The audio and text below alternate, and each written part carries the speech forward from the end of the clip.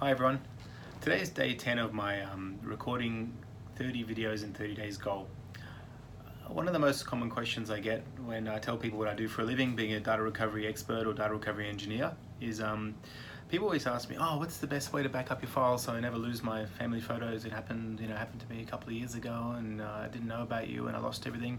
And people always want to know what's, especially our customers that have recovered, we've got the data back, and they say, what's the best backup device, or what's the best way to back up the data?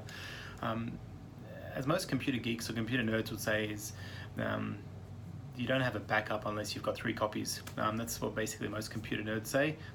So generally you would at least have 1 copy on your computer, 1 copy on some sort of cloud storage system like online backup, and then an offsite backup, which in my case is basically a copy of my work files on a hard drive sitting in my house. So different.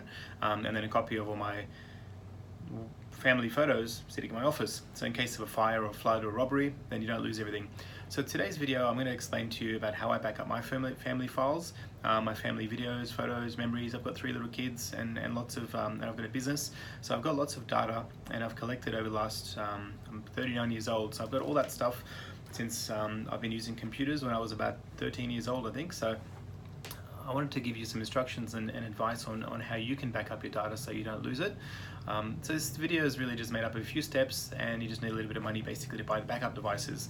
So the first thing to do is have a look at your computer and then have a think about where else do I have files. In my case, I have an iPhone. My wife's got an iPhone, so my job to back up her stuff too. I have a Microsoft Surface Pro laptop that I don't use very often. I've got it sitting in my office. I've got an old laptop that I bought 10 years ago. I've got some stuff on I don't really use anymore. I've got a home computer. I've got an iPad. My kids have got iPads. I've got a digital camera with an SD memory card in there. I've got like 5 or 6 USB flash drive sticks that I just use temporarily. I've also got a Google Drive account I wasn't really using in an organized way. I also have a Dropbox account and a few other kind of online storage things. Like with Apple, I've got iCloud for the automatic backups, but I haven't actually checked it for a while. So have a think about where is all your data, where is all your photos and videos, and then go out to somewhere like Officeworks or JB Hi-Fi or Harvey Norman or any place really. Just buy the biggest external hard drive you can afford.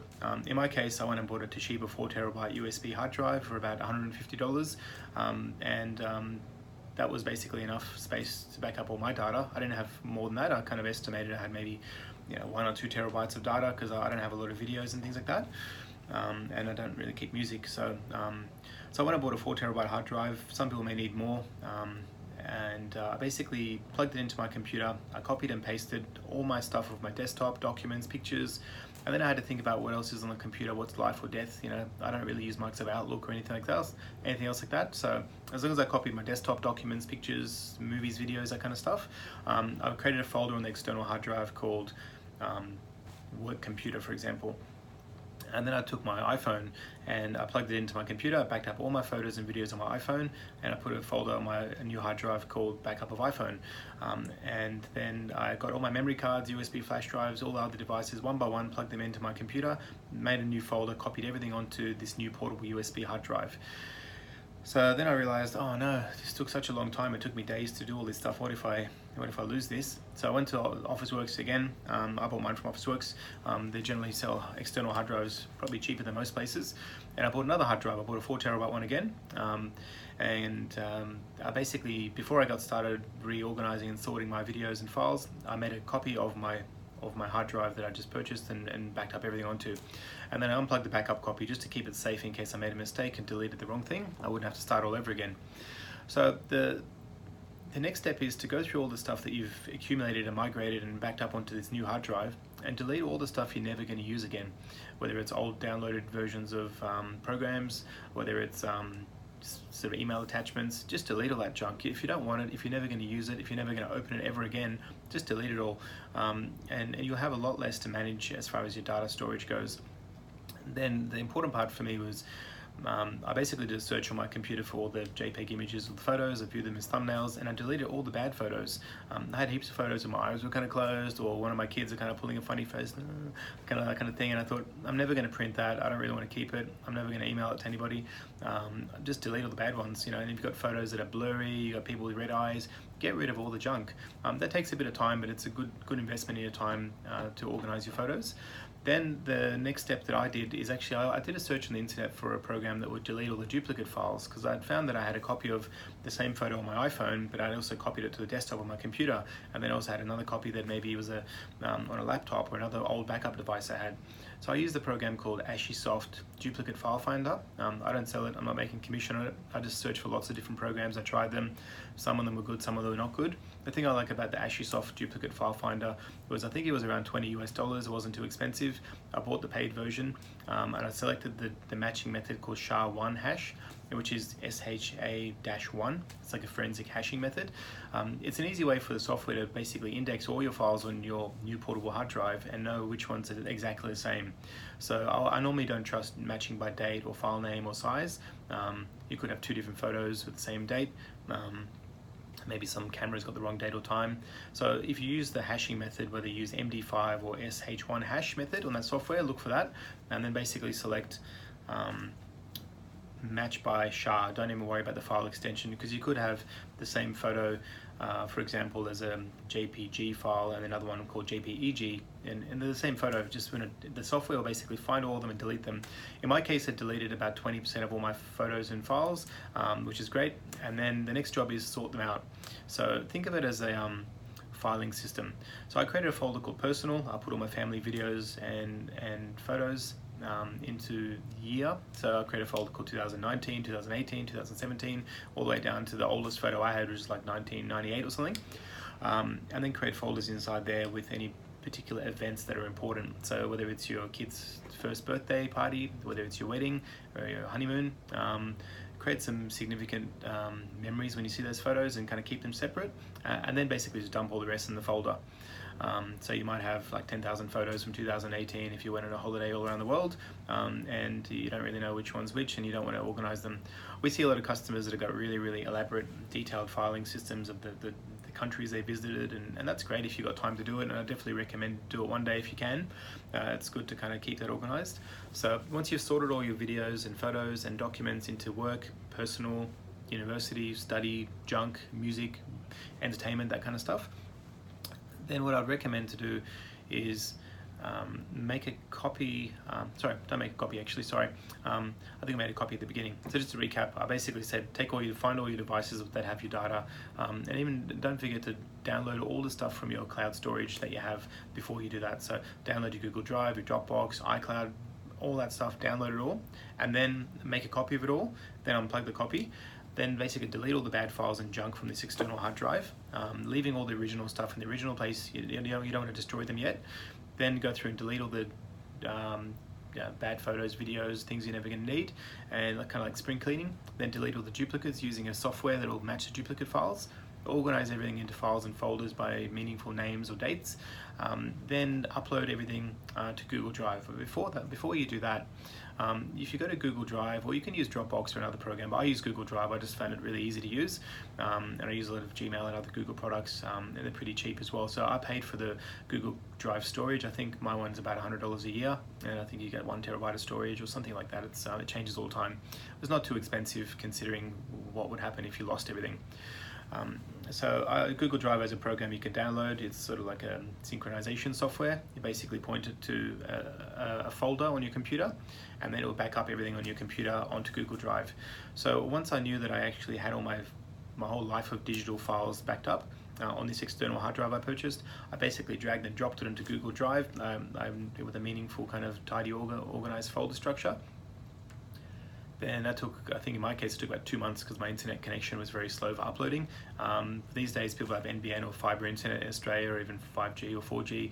It might only take a few hours or a couple of days to upload all your whole lifetime of family photos and videos and files.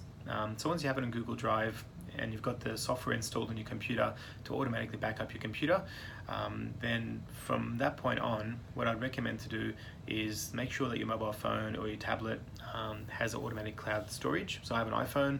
I basically pay Apple a monthly fee or annual fee. I'm not sure. I think it's like $10 a month, or $200 a year or something like that, and basically automatically enable backing up your iPhone, or Android devices have similar things. So basically pay for that automatic backup because your phone and computer are separate. and then keep everything on your computer, and it automatically backs up to Google Drive basically the rest of your life. And what I would say is, before you kind of get too confident and say, all right, it's all done, log into Google Drive and double check the properties of how many files you've uploaded, and the amount of data. For example, in my case, I had about, I think, 400 gigabytes of data or something like that, I can't remember. Maybe less, maybe 200 gig, I can't remember actually. I compared the Google Drive folder and the number of files. It would have said, for example, 155,210 files. Check that with your external USB hard drive that you actually use to upload. Compare that file count and folder count, make sure it really did copy everything. Then what I would normally do is create a folder on the external hard drive, and I'll call it, downloaded backup from Google Drive. Download your whole backup, randomly test some photos, videos, make sure the backup actually really worked, make sure the files are not corrupted or damaged. Then give that backup a name. So for example, call it download of Google Drive November 2019. And then at least you've got that backup and you've got enough space on that hard drive for a long time. Then the final step is make a regular schedule for yourself to back up again. For most people, doing it once a year is enough. Put a reminder, for example, on your birthday, or whether it's the day after Christmas on Boxing Day if you're normally home and you've got nothing to do. Put a reminder on your calendar, your Google Calendar or any other kind of reminder system you use. Send you an email and SMS, say back up your data again. At that point, download all your stuff off your Google Drive folder. Double check that it looks like it's working. By that point, it looks like everything's actually should be synchronizing from your computer automatically. And then anytime that you've actually got photos and videos and other devices like a USB flash drive or memory card, always copy it to your main computer someplace on your desktop or documents, and that'll automatically upload to Google Drive for you. So that way, as long as you keep everything on your main computer, you've always got a copy on Google Drive. Then as long as you make a regular backup every 6 months or every 12 months, and then copy that to the external USB hard drive you have. And the critical thing is to unplug that external hard drive. Don't leave it attached to your computer, and then keep it in a complete physical different location. So that's what they call an offsite backup. So if you've got, you're backing up all your stuff at home, take that backup, keep it at your office or keep it where you work, give it to your mother-in-law, give it to your sister, put it just someplace else in case you get robbed, somebody breaks in, steals everything, or in case of a fire or a flood, which has happened to many of our customers, then at least you've got an offsite backup. Now I know what some of you are thinking, I've only got a MacBook Air computer, it's only got a 128 gig SSD and I can't fit everything on there. That's rubbish, that's just an excuse. All you have to do is take your computer to a computer repair shop or a computer shop that upgrades things and just tell them, say, I want you to replace my SSD or my hard drive on my computer. I want you to put the biggest hard drive or SSD, ideally buy an SSD, they're faster and they're not going to die if you kind of drop them on the floor at least. And just upgrade to the biggest one you get. I took my computer and I kind of had a look and I thought, the motherboard only supports up to 8 terabytes. I put an 8 terabyte hard drive on my computer and I think I only ever have like 2 terabytes used ever. So unless you're a video editing guy, you won't really use more than 2 terabytes for most people, especially if you use Payam's rule of delete all your junk, and you'll be surprised how much free space you have. So and the same thing with SSDs. You can take a laptop and put like a 2 terabyte SSD in it, and they're only about $250 or $300 for one of those. That's the current prices for something like a Samsung SSD I recently upgraded my computer with. They're not that expensive, and that way you don't have to keep things in different places. And if possible, if you're traveling, don't use USB flash drives and portable things. Just use your Google Drive folder, create a folder there, whatever you're working on, just use Google Drive. You can also use Dropbox or other things. I'm not selling Google products. I'm not trying to force you to use it if you don't like Google. Now, I know some people are worried about privacy. You just have to accept sometimes you have to set a very secure password on your account, on your Google account. Make sure you don't use that password anywhere else. Make sure you don't save it onto your computer. Make sure you don't get hacked, because somebody can hack in and delete all your Google Drive stuff.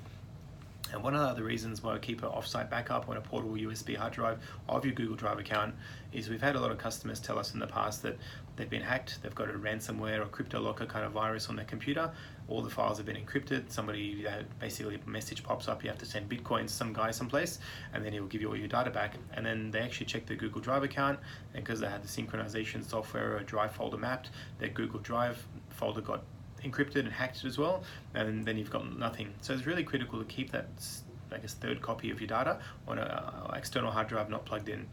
It doesn't really cost you much money. The whole thing will probably cost you, maximum $300 or $400, all this stuff, and then the rest of your life you're set.